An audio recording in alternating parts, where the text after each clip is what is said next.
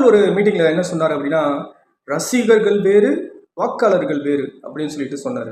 அது விஜய்க்காக சொன்ன வார்த்தைகளா நம்ம எடுத்துக்கிட்டாலும், ரசிகர்கள் வேறு, வாக்காளர்கள் வேறு கமல்ஹாசனுக்கு.